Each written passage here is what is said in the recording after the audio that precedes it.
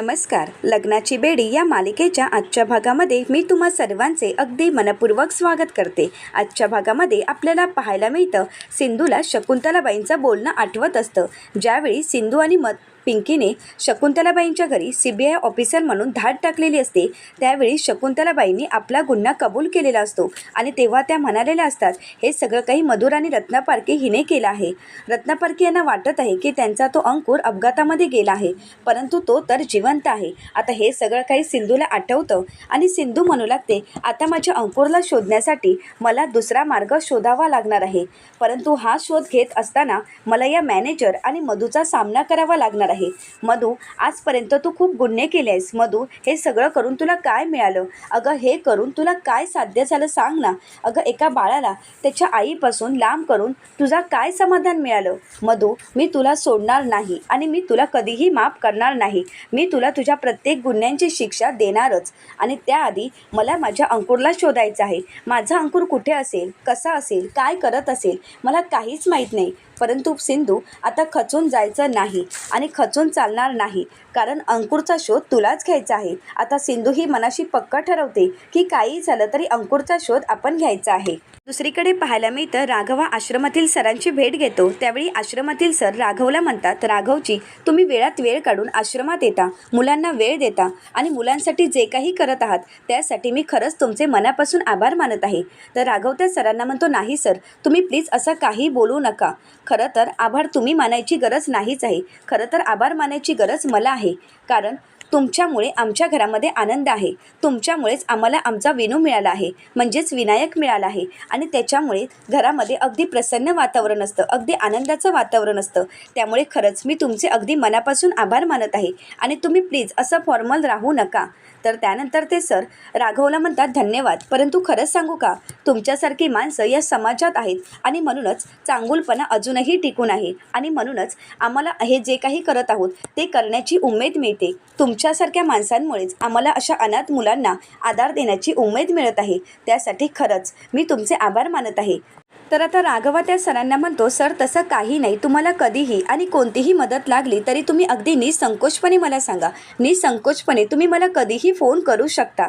तर आता ते सर राघवला म्हणतात, राघवजी, तुम्हाला खरंच सांगू का, पैशाची मदत तर नेहमीच येत असते, परंतु मुलांना गरज असते ती माणसांची, आपलेपणाची. आणि ज्यावेळी इथे कोणीतरी भेट देण्यासाठी येतं त्यावेळी ही मुलं इतकी खुश होतात की त्या माणसांमध्ये ही आपली माणसं शोधत असतात. त्यांना खूप आनंद झालेला असतो आणि त्यांच्या चेहऱ्यावरील आनंद पाहून आम्हालाही खूप आनंद होतो. आता सरांचं ते बोलणं ऐकून राघवला विनूची आठवण येते, सावीची आठवण येत असते आणि विनू आणि सावीसोबत घालवलेले प्रत्येक क्षण राघवच्या डोळ्यासमोर येतात. राघवला त्या जुन्या आठवणी जाग्या होतात आणि त्याला सावीची खूप आठवण येत असते. आता सावीच्या आठवणीमध्ये राघवला खूप वाईट वाटत असतं. त्याला वाटत असतं की आपली सावी आपल्याला कधी मिळणार आहे. तर आता सर राघवजवळ पाहतात आणि राघवला विचारतात, राघवजी, मी काही चुकीचं बोललो आहे का? तर राघव आता भानावर येतो आणि सरांना म्हणतो, नाही सर, अजिबात नाही. खरं तर तुमचं बोलणं काहीच चुकीचं नव्हतं. मला तर माझ्या मुलीची आठवण येत होती, सावीची आठवण. तर आता सर विचारतात, मग ती कुठे असते आता तुमची मुलगी?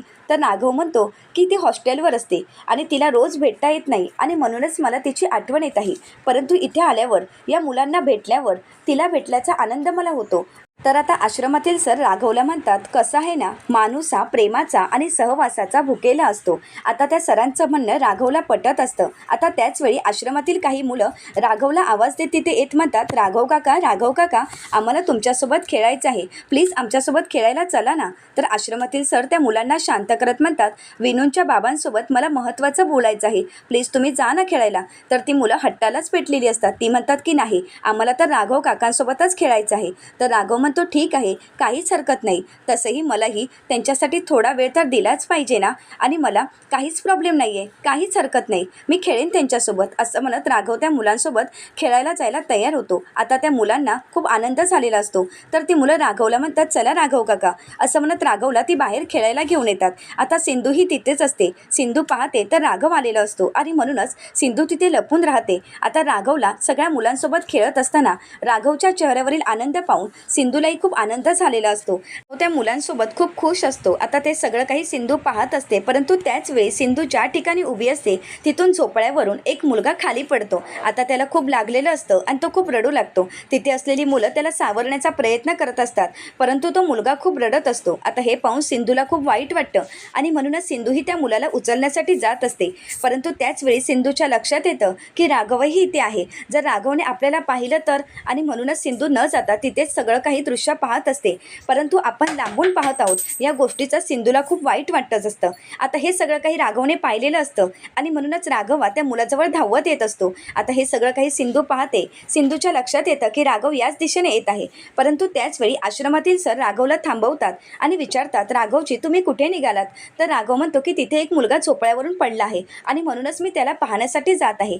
तर आश्रमातील सर राघवला थांबवत म्हणतात, अहोस राघवजी तुम्ही काळजी करू नका, मुलं खेळताना अशी पडतात, मी जाऊन पाहतो. असं म्हणत ते सर पुढे येतात आणि स्वतःच त्या मुलाला सावरत असतात. आता हे सगळं काही सिंधू दुरूनच दृश्य पाहत असते. तर ते सर त्या मुलाला म्हणत असतात, अरे तू का घाबरतोयस, का रडतोयस, तू किती स्ट्रॉंग मुलगा आहेस, प्लीज असं रडू नकोस. आता हे सगळं काही सिंधू दुरूनच पाहत असते. तर दुसरीकडे पाहायला मिळतं मधूने सांगितल्याप्रमाणे कृष्णा घरी आहे की नाही हे पाहण्यासाठी शकुंतलाबाई रत्नपारखींच्या घरी आलेल्या असतात. आता रत्नपारखींच्या घरी येतात, परंतु रत्नपारखींच्या घरी कोणीही त्यांना दिसत नाही. आता याच संधीचा फायदा घेत शकुंतलाजी कृष्णाच्या रूमच्या दिशेने जातात. आता कृष्णा रूममध्ये आहे की नाही हे पाहण्यासाठी त्या जात असतात, परंतु त्याच वेळी त्यांना गोदामावशी आणि कृष्णाच्या बोलण्याचा आवाज त्यांच्या कानी पडतो. तर आता गोदामावशी सिंधूला म्हणत असतात, कृष्णे अगं तू माझ्यासाठी किती काय काय करतेस. तर आता सिंधू ही गोदामावशींना म्हणते, गोदामावशी अगं तू तर आपली मावशी आहेस आणि तू आपली जरी मावशी असलीस तरी आपल्यासाठी मदरच आहेस. मग मदर आणि डॉटरमध्ये असं काही असतं का?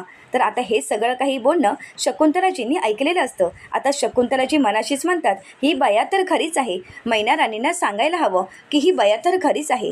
असं म्हणत ते आता मधूला फोन करण्यासाठी बाजूला येतात, परंतु त्या थांबत म्हणतात नाही, आता पुन्हा एकदा खात्री करते, कारण मैना राणींना जर मी काही सांगितलं आणि ती जर बातमी चुकीची असली तर त्यापेक्षा पुन्हा एकदा दरवाजाजवळ जाऊन मी स्वतःहूनच पाहते. ज्यावेळी मी स्वतःहून पाहीन आणि माझी खात्री होईल तेव्हा मला कळेल की खरंच ही बया घरी आहे. आणि म्हणूनच शकुंतलाबाई दरवाजा उघडून पाहतात. आता हे सगळं काही दृश्य गोदामावशी पाहत असतात. गोदामावशींना माहीत असतं की हे सगळं काही शकुंतलाजी पाहत आहेत. तर आता सिंधू ही नाटक करत गोदामावशींना म्हणते, गोदामावशी आपण एक उद्या काम करू, उद्या आपण गुप्ताजीच्या ठेल्यावर पाणीपुरी खाण्यासाठी जाऊ, बरेच दिवस झाले आपण गेलोच नाही आहोत.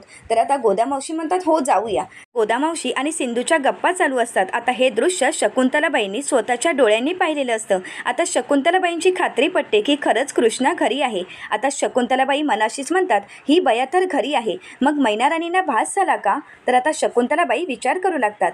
तर दुसरीकडे पाहायला मिळतं गोदामावशी सिंधूला म्हणतात, कृष्णे अगं तू सोबत असलीस ना की दिस कसा निघून जातो काहीच कळत नाही. तर सिंधू ही गोदामावशींना म्हणते, मग आपली दोस्तीच भारी आहे ना, कोणी आपल्याला भेटलं की आपल्याला विसरूच शकत नाही. तर आता शकुंतलाबाई पुन्हा एकदा खात्री करून घेण्यासाठी रूममध्ये डोकावून पाहतात. तर गोदामावशी नाटक करत म्हणतात, कृष्णे अगं मी काय म्हणत होते, एकदा का या माजुरडीने आपल्याला छोकरी दिली की आपण दुसऱ्या गावी राहण्यासाठी जाऊ. तर सिंधू विचारते, का गोदामावशी? तर गोदामावशी म्हणतात, कारण मला इथे रिस्क वाटत आहे. तर सिंधू म्हणते, चालेल गोदामावशी, अगं तू सांगशील तसंच घडणार आहे, तू बोलतेस ना की आपण दुसऱ्या गावी जाऊ, मग जायचं आहे. आता हे सगळं काही बोलणं शकुंतलाजी ऐकत असतात. गोदामावशींचा लक्ष पडतो, परंतु ही खरी सिंधू नसून फक्त सिंधूचा पुतळाच असतो आणि म्हणूनच गोदामावशी मनाशीच म्हणतात, मागच्या खेपेला माजुरडीसाठी हा ट्रॅप तर करून ठेवला होता आणि आता हा ट्रॅप आता उपयोगाला पडला, परंतु ही शकुंतला लवकरात लवकर जाऊ देत, कारण हे संभाषणही संपत आलेलं आहे. आता मात्र गोदामावशी घाबरत असतात की पुढे काय होणार आहे. आता हे सगळं काही शकुंतलाजी पाहत असतात की खरंच ही कृष्ण आहे का. तर आता शकुंतलाजी मनाशीच म्हणतात, ही तर कृष्णा इथेच आहे, मग मैना राणींना मला कळवावं लागेल, परंतु ही आत आहे ती कृष्णाच आहे का मला पाहावं लागेल, कारण तिचा काही भरोसा नाही, ती स्वतःच्या जागी दुसऱ्या कोणालाही ठेवू शकते, परंतु आता मला स्वतःच्या डोळ्याने पाहून खात्री करून घ्यावी लागेल. असं म्हणत शकुंतलाजी रूममध्ये जात असतात, परंतु त्याच वेळी गोदामावशी बाहेर येतात आणि विचारतात, तुम्ही इथे खोली चुकलात का शकुंतलाजी? तर त्यानंतर गोदामावशी शकुंतलाबाईंना म्हणतात, तुमच्या मैत्रिणीची खोली पुढे आहे, ही नाही. तर आता गोदामावशींना शकुंतलाजी म्हणतात, मी काही खोली चुकले नाही आहे, मी अगदी बरोबरच आले आहे. आणि काय गं तुझी जीभ जास्त चुरू चुरू बोलायला लागली आहे, तू कोणाशी बोलतेस याचं भान आहे का? आणि एक गोष्ट लक्षात ठेव, जास्त बोलायला लागलीस तर जीभ हासडून हातात देईन. परंतु त्यानंतर गोदामावशी न घाबरता म्हणतात, परंतु तुमचं काय काम होतं? आता मात्र शकुंतलाबाईंना धक्काच बसतो, कारण गोदामावशी अगदी बिनधास्तपणे शकुंतलाबाईंशी बोलत असतात. परंतु त्याच वेळी तिथे राजश्री काकू येतात आणि शकुंतलाबाईंना आवाज देत म्हणतात, शकुंतलाताई तुम्ही? अहो इथे आणि कधी आलात? तर आता शकुंतलाबाई म्हणतात, नाही आत्ताच आले आहे. हे काय आत्ताच येत आहे? तर त्यानंतर राजश्री काकू म्हणतात, अहो मग इथे का उभे आहात? चला ना आपण बसूनच गप्पा मारू, असं म्हणत त्या शकुंतलाजींना तिथून घेऊन जातात व त्यानंतर म्हणतात, काय मग सगळं काही ठीक आहे ना? शकुंतलाजी राजश्री काकूंना म्हणतात की हो सगळं काही ठीक आहे. तर राजश्री काकू म्हणतात, अहो पण येण्या अगोदर एक फोन तरी करायचा होता. आणि अन्वी कशी आहे? अन्वीची तब्येत ठीक आहे ना? अन्वी बरी आहे ना? तर आता शकुंतलाजी म्हणतात की हो अगदी ठीक आहे आणि आयुषरावांकडून अगदी लाड पुरवून घेत आहे. तर त्यानंतर राजश्री काकूंचं लक्ष गोदामावशींजवळ जातो. तर आता राजश्री काकू गोदामावशींना विचारतात, सिंधू बरी आहे ना? सिंधू झोपली आहे का? तर गोदामावशी हो म्हणतात. तर आता शकुंतलाजी म्हणतात, अहो आता तर ती जागी होती ना? तर आता गोदामावशी म्हणतात की हो गोळ्या खाण्यासाठी उठली होती, कारण गोळी न घेताच झोपली होती ना. मग मी तिला म्हणाले की गोळी खा आणि मगच झोप, आणि आता गोळी घेतली आहे आणि शांत झोपली आहे. राजश्री काकू शकुंतलाजींना म्हणतात, काय आहे ना तिची खूप धावपळ होते, हॉस्पिटल घर यामध्ये तिची दगदग होत असते आणि आता लग्न घर आहे आणि त्यामुळे ती दमते आणि त्यात तिला डोकेदुखीचा त्रास आहे आणि म्हणूनच मी तिला म्हणाली आहे की तू आराम कर. तर त्यानंतर राजश्री काकू गोदामावशींना म्हणतात, बरं गोदा तू तिची काळजी घे आणि हो जाताना दरवाजा बंद करून घे, म्हणजे कसं आहे आमच्या बोलण्याचा तिला त्रास नको ना व्हायला. तर गोदामावशी म्हणतात ठीक आहे, असं म्हणत गोदामावशी तिथून निघून जातात. त्यानंतर राजश्री काकू शकुंतलाजींना म्हणतात, शकुंतलाताई अहो येताना अन्वीला तरी आणायचं होतं.